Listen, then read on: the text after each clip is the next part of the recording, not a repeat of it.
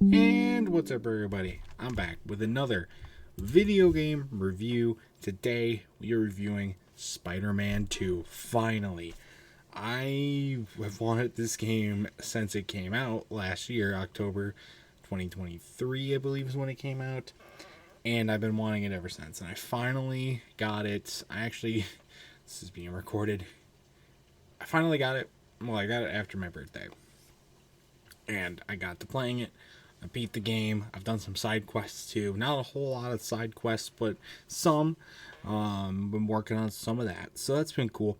But, obviously this is the sequel to the Spider-Man game from 2018 that was on the PS4. And then it also kind of follows up with stuff from the Miles Morales Spider-Man that came out on the PS5 in 2021.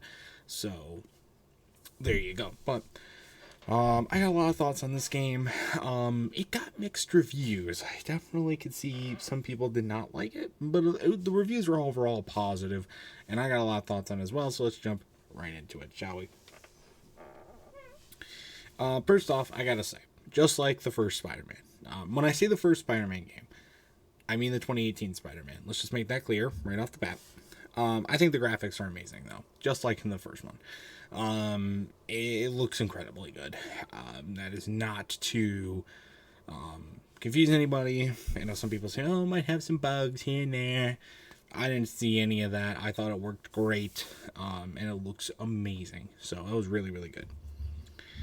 So as far as like new stuff in this game, there's a lot of stuff. I mean, there's some new attacks that you can do. There's some new things you can use to get around town. And, some other kind of, a lot of stuff with a lot of new side quests as well to do. A lot of side quests, in my opinion, that I thought could have been implemented into the main story, such as like the Prowler stuff. I thought could have been implemented into the main story, where you have to go around and find his stuff, and maybe he helps out in fights now. Because we see in other villains that are now good. Tombstone, we see that with Lee, we see that with somebody else, I can't remember off the top of my head, but Mysterio as well, that's the other one. So like, it would have been nice if we could have seen a little bit more done with that. And I think there was a few others too. They do a lot of build up for a lot of these side quest things, and then they just become side quests, and I feel like that's just kind of an insult. But it makes it more intriguing to do the side quest stuff. But I think it would have worked cool in the main story too. Not a complaint against the main story though. I think this is a really, really good story. It's really, really good. The original Spider-Man and the Miles Morales one were both really good stories in my opinion. This one is no different. It was supposed to be more like both Miles and Peter. In my opinion, it definitely does feel more Peter oriented. That's just my opinion. In the first half of the game, I think it's kind of balanced. I think they do a good job at working at both of them. But after that, it really does dive into more focusing on what's going on with Peter, and, that's more apparent when they start going away from the Craven stuff into the Harry stuff, because Harry's more associated with Peter, so they do a lot more stuff there. And they kind of go away from Miles, and, they do an okay job at implementing Miles' stuff, like storylines and whatnot. They didn't give him a lot to work with. His big thing is kind of just making amends with Lee after he ends up getting out of prison and doing his stuff with that. And then there's this whole, like, he wants to ask a girl out, which he does at the worst possible time, right after they defeat a bunch of symbiotes and the world's about to end. Oh yeah, by the way, everybody's dying, but do you want to go out on a date when this is all over? And she's like, ooh, let me check my schedule. What the fuck? That was a terrible time for that. Terrible, terrible time to put that in. But there's a few other things that they worked through with Miles. But in my opinion, it's very much Peter oriented. And it was because just how much time I was spending playing as Peter versus Miles. And that was very apparent, like the upgrades. I fully upgraded all of Peter's individual abilities throughout the game, but I only got like halfway through Miles. And I barely worked on getting both of them done because I honestly forgot about it and didn't really need it because they don't fight together that often. And that's really, really annoying because I thought there was so much more potential that they could have worked with there and just nothing that they could have done. And that does kind of suck. But in the end, it's still a really good story. Lots of twists and plot turns and whatnot. Harry's a nice character. I think he does, he's a good villain-esque arc here.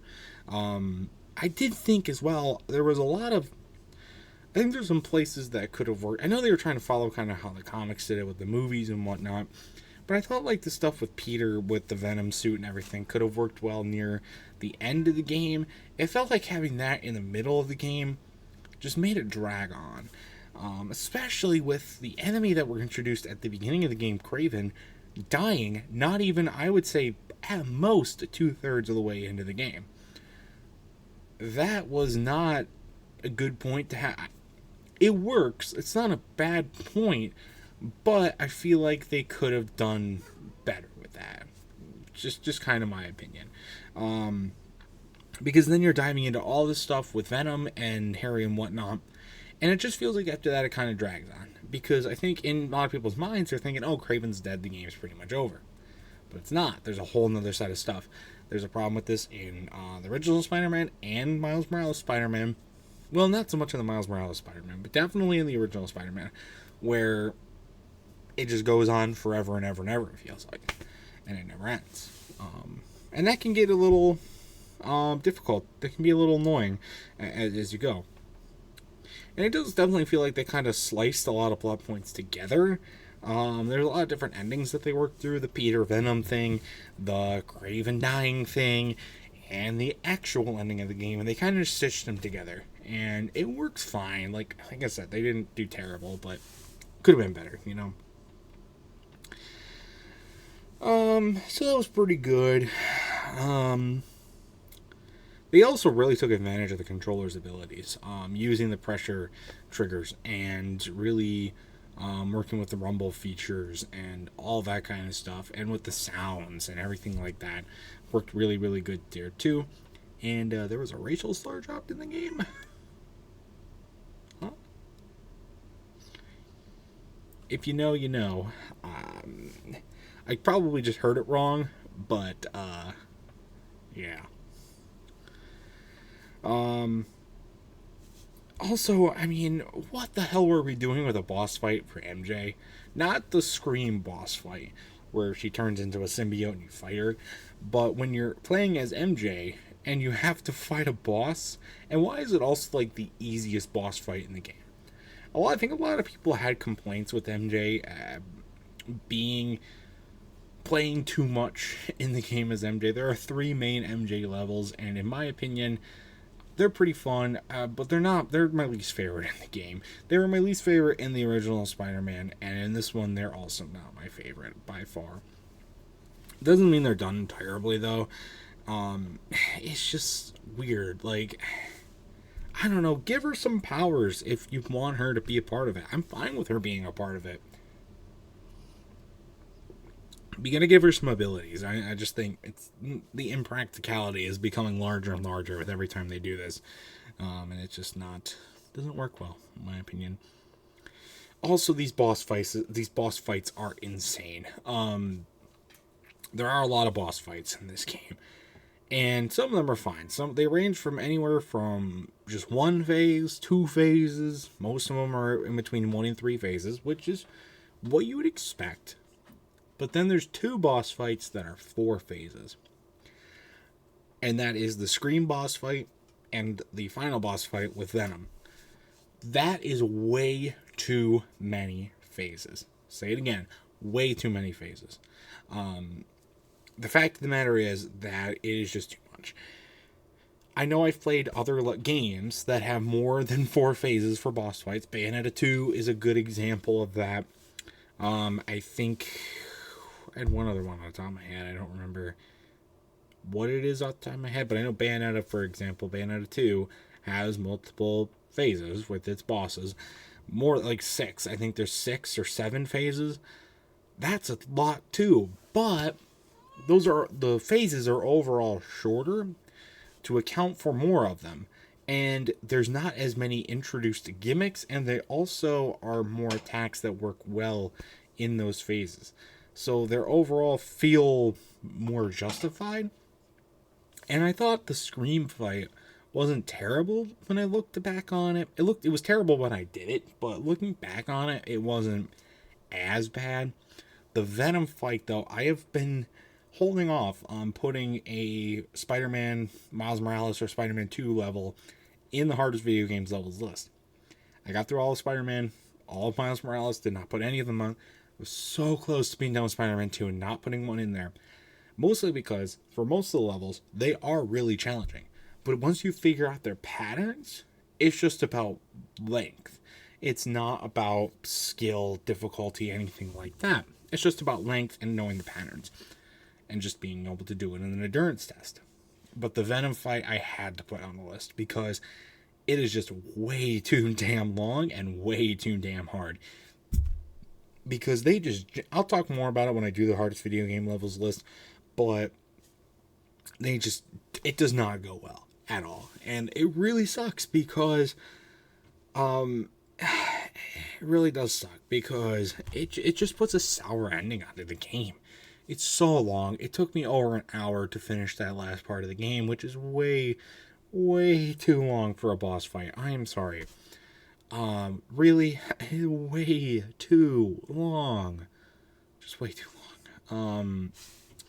But it's terrible. Yeah, so I didn't think that was great. But, I mean, the fights are fun, though. Like, I mean, you get to use your new gadgets and stuff like that. One thing I didn't like was the new parry thing, where, like, normally you press circle to dodge stuff. But they also, in this game, have, for certain attacks, you have to press L1 to parry them because they can't be dodged. Or you can jump to avoid them.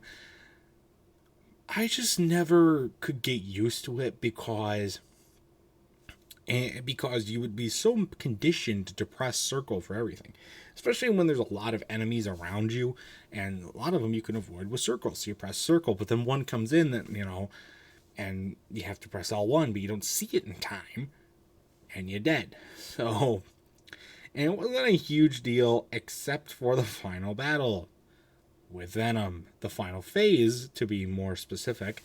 Where you have to parry his attacks, but then sometimes you would have to press circle, and the pattern was inconsistent, and it just never could get lined up. Really, really annoying, in my opinion. But, so, yeah. So, I think that's really all I have to say about this game. I will focus more on the Venom fight when I do my hardest video game levels list. I do want to go back and do some more of the side quest stuff. I think it looks pretty fun, and it was really, really fun to play the game. But like I said, I think I have the same complaints with the 2018 Spider-Man and the Miles Morales is, there's a point where it should end, and then it goes on for another hour to like 5 hours or whatever. That's just too much. It's just too much. It's a massive, massive, massive game. There's a lot to do. But it keeps you coming back and keeps you wanting to play more of the game, which I enjoy. So, overall, this is a spectacular game. I would 100% recommend picking it up, especially if you like the 2018 Spider-Man. Especially if you like the Miles Morales game. 100% recommend picking this up, because I think you will like it. But for my final score, I am going to have to give it a 9 out of 10. I can't give it a perfect 10. I think it goes on too long. I think they tried some stuff that just did not work, and I don't know. It's near perfect, but it's not perfect in my opinion. So, but 9 out of 10 is still a really good score, and not many games get that with my rating system. So, but that's going to do it for this review. If you have played Spider-Man 2, I'd love to know your thoughts about it in the comment section down below. What did I miss for plot points talking about the game? What side quest stuff should I do that is important to learn and know about the game? Stay tuned for other much more awesome content, including more game reviews and other awesome stuff.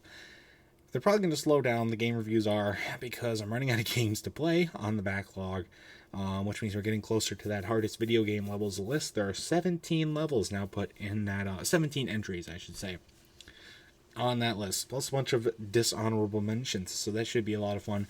But there's definitely more going to come, I can tell you that. So stay tuned for that, and stay tuned for a bunch more amazing content, including, and I already said it, till next time, see you guys later.